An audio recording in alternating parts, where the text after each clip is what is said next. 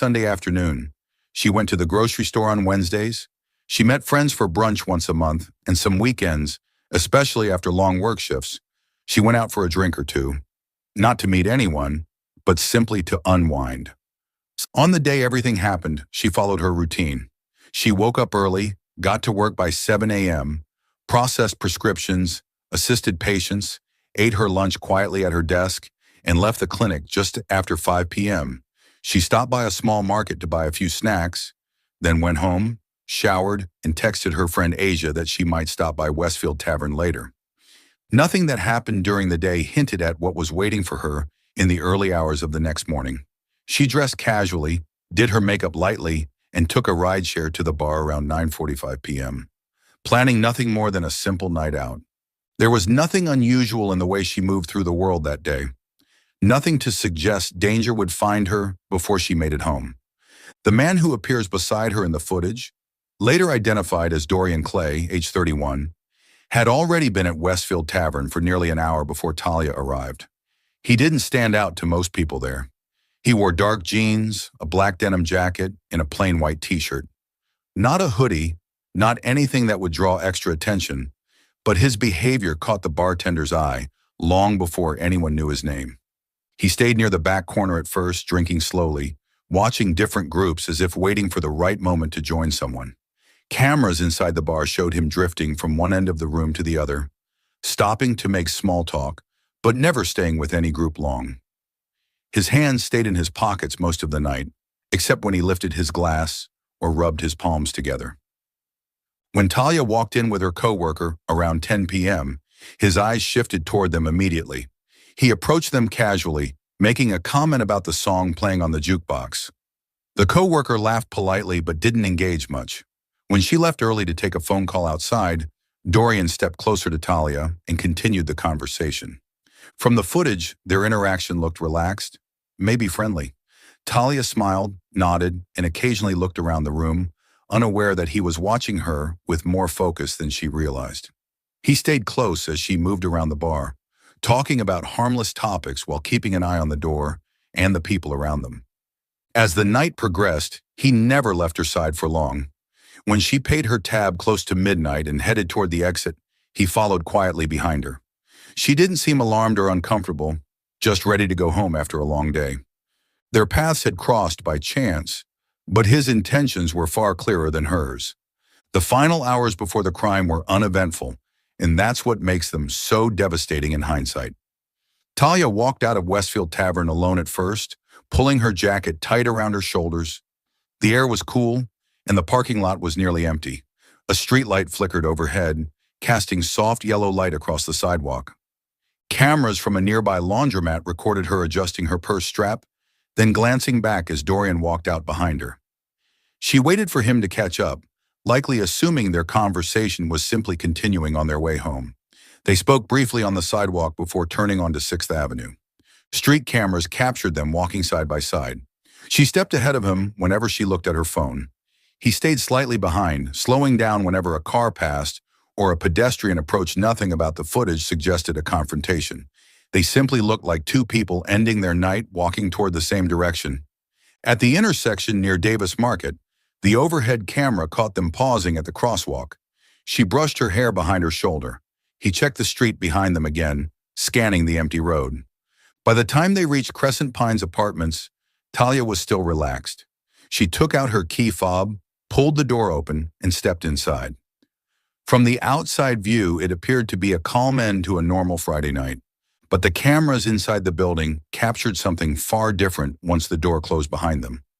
The lobby camera showed the first hint of danger, though it wouldn't be recognized until investigators reviewed the footage later. Inside the building, Talia pressed the elevator button with her keys in hand, tapping her foot lightly as she waited. Dorian stood to the side, his posture no longer relaxed. His shoulders were squared, and his attention drifted between her and the hallway cameras. When the elevator arrived, they entered. He stood closer than before, not touching her, but not giving her much personal space either. Inside the elevator, he watched the door instead of the floor numbers. The elevator camera didn't capture audio, but his expressions were tense and alert. On the third floor, as the doors opened, Talia stepped out first. She walked at a comfortable pace down the hallway, rummaging in her purse for her keys. Dorian followed, keeping his hands tucked deep into his jacket pockets. As they approached her apartment, the footage captured a moment when she paused, maybe to find the right key. He leaned in slightly, watching her hands. The shift in his posture was clear, less casual, more focused. The hallway was quiet, no neighbors in sight, no movement from the stairwell. She unlocked her door, tucked the keys back into her purse, and pushed the door open. She stepped inside and motioned for him to follow. When the door closed, the approach was complete. Whatever happened next was no longer in view of the cameras. Inside the apartment, investigators later reconstructed the initial moments based on the physical evidence left behind. The living room, normally neat, showed early signs of a disturbance. A small table near the entryway had been pushed aside. A framed photo lay face down on the floor, the glass cracked but not shattered. Talia's shoes were scattered, one near the couch and one near the hallway leading to the bedroom. A half-empty drink she had poured spilled across the counter, dripping down the cabinet doors. A chair in the dining area had been knocked slightly off balance. The evidence suggested that the shift in Dorian's behavior happened almost immediately after they stepped inside. He blocked her path when she tried to walk further into the apartment, cutting her off near the kitchen counter. The first signs of struggle appeared in that area. Scratches on the wall, smudges on the countertop, and scattered items she likely reached for in panic. There were no forced entry marks on the door. No signs of another person. The danger she walked into came from the very man she had allowed in seconds earlier. The full sequence of what occurred inside the apartment became clear only after forensic teams examined every part of the space. The struggle moved through the living room, indicated by displaced cushions and a broken lamp on the floor. Talia fought to get away multiple times, leaving defensive marks on Dorian's arms that would be noticed at the time of his arrest. He sexually assaulted her, using overwhelming force. The injuries confirmed she attempted to resist until she was physically overpowered. After the assault, evidence showed he began searching her apartment for valuables. Drawers in her bedroom were open, and rummage through the jewelry box she kept on her dresser was emptied. Her phone was knocked under the recliner, where it remained until investigators recovered it. At some point during or after the assault, she tried to escape toward the living room door. The marks on the carpet indicated movement and resistance. But he restrained her again, forcing her onto the couch where the final act occurred. The autopsy confirmed that he used a pillow from her couch to suffocate her. There were faint impressions on her face consistent with smothering, and the pillowcase bore fabric fibers aligned with the markings on her skin. Within minutes, she stopped moving, unable to breathe. The apartment grew still again, the signs of struggle the only witness to what took place. After killing her, Dorian spent several minutes walking through the apartment gathering items. He took her phone, a smartwatch, a small amount of cash from her dresser drawer, and a few pieces of jewelry that would fit easily into his pockets. He walked into her bedroom and opened her laundry basket, pulling out a plain gray t-shirt. He took off the shirt he wore at the bar and replaced it with the one from her laundry. The discarded shirt was found later beneath her nightstand. Before leaving, he wiped several surfaces selectively: cabinet handles, parts of the counter, the doorknob to her bedroom. Though he didn't do a thorough job, fingerprints remained in multiple areas he didn't anticipate investigators checking. Hallway footage later showed him closing her apartment door with his shoulder instead of his hands, a detail that stood out during the investigation. He walked at a quick pace until he reached the elevator, then changed course and took the stairwell instead. His steps were heavy and uneven, as if he was both rushing and panicking. When he reached the first floor, he didn't slow down. The lobby camera caught him pushing the front door open so forcefully that it nearly hit the wall. He sprinted into the parking lot, cutting between cars and heading toward the back alley. A traffic camera facing the side street showed him running with his arms tight against his body, holding something under his jacket. He continued until he disappeared behind a closed mechanic shop 2 blocks away. Inside her apartment, the lights remained on. The pillow lay on the floor, and Talia's body remained undiscovered until the next day. By morning, the first signs of concern appeared. Talia was scheduled to be at work at 7 a.m., but she didn't show. One of her co-workers texted her at 7:15, then again at 7:40, thinking maybe she had overslept. The messages showed delivered, but never read. By noon, multiple co-workers tried calling her. Each call went straight to voicemail. Her sister, who lived an hour away, texted her early that afternoon to confirm their weekend plans, but received no response. She assumed Talia was asleep or busy, but by early evening, worry had settled in. A co-worker leaving her shift around 4 p.m. drove to Crescent Pines to check on her. When she saw Talia's car still in the same parking spot, she called her sister again. They agreed something wasn't right. Talia rarely ignored messages, and she never failed to show up for work without warning. By 4:30 p.m., her sister contacted the police and requested a welfare check. Officers arrived shortly afterward, using a master key from the complex manager to access the unit. The moment the door opened, they understood why she never answered. The apartment was in disarray, and the stillness in the air was unmistakable. They found her in the bedroom, unresponsive, and immediately secured the scene. Detectives were called, and the full investigation began. The question that followed was clear. Who was the man in the footage, and where was he now? Officers stepped inside Talia Monroe's apartment late in the afternoon, guided by the complex manager who had already sensed that something was wrong. The moment the door opened, the quiet atmosphere inside felt heavy. The living room lights were still on, illuminating the signs of a struggle. A lamp lay broken on the floor. A photo frame near the entryway had fallen face down. Her shoes were scattered instead of neatly lined up by the door, the way she always kept them. The officers called out her name, but the apartment stayed silent. They moved carefully through the living room, noting the overturned table, the drink spilled on the counter, and the chair pushed askew. They followed the mess into the hallway where the carpet had faint drag marks leading toward the bedroom. Inside the room, everything confirmed this was no medical emergency. Drawers were open, clothes were pulled out, a jewelry box lay empty on the dresser. On the far side of the bed, partially hidden by the frame, they found Talia. She was unresponsive and positioned in a way that immediately suggested foul play. The officers backed out of the room and called for detectives, securing the apartment with crime scene tape. Neighbors began peeking into the hallway, startled by the sudden police presence. The complex manager stood nearby, answering basic questions and trembling as he explained that she never caused trouble and always paid her rent early. When detectives arrived moments later, they entered the apartment with gloved hands and cameras. They walked through each room, documenting the path of the struggle. The broken lamp, the couch cushions moved from their normal arrangement, the pillow on the floor, all told a story even before the autopsy would. They examined the doorknob and saw no signs of forced entry.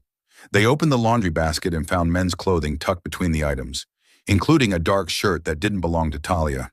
It wasn't the one she wore out the night before. It belonged to the man who left the building hours after she died. In the living room, a detective spotted the hallway camera monitor that replayed the building feeds. She asked the manager to pull up the recordings. They watched the footage from early that morning, eyes widening as they saw Talia and an unidentified man walk down the hallway together toward her unit. Minutes later, the man reappeared alone, wearing different clothes and running out of the building. With that single clip, the case shifted from a welfare check to a homicide investigation. Detectives retraced the route Talia and the man took from the bar to her apartment by collecting footage from nearby businesses. Cameras inside Westfield Tavern showed him watching her closely throughout the night and staying near her, until she left. A laundromat camera captured them walking together under streetlights, and a market camera recorded them waiting at a crosswalk with him standing close behind her. Footage from Crescent Pines showed her unlocking the door and letting him follow her inside at 12:41 a.m.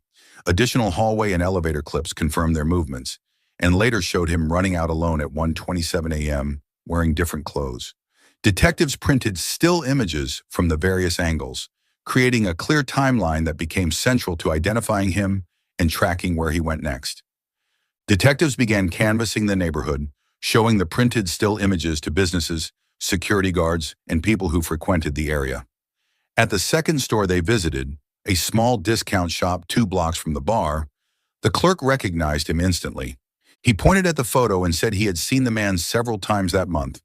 He didn't know his name, but he said the man often lingered near a cluster of duplexes behind the store, sometimes sitting on the back steps of one building. Detectives headed there next. 2 residents recognized the man as well. One said he had seen him near a halfway house on the next street over. Another said he'd seen him sleeping in an old sedan behind a boarded-up service station. Detectives went to the halfway house and showed the staff the printed stills. In less than 5 minutes, they identified the man as Dorian Clay. He wasn't a resident, but he slept there occasionally when a bed was available. He had no permanent address and no stable employment. He drifted between odd jobs, temporary stays, and nights spent in his car. With a name confirmed, detectives began checking locations where he might be hiding. They learned he had been seen earlier that week near an old auto shop that had closed almost a year ago. Its parking lot was mostly empty except for a few abandoned vehicles. Patrol units were sent to check the area.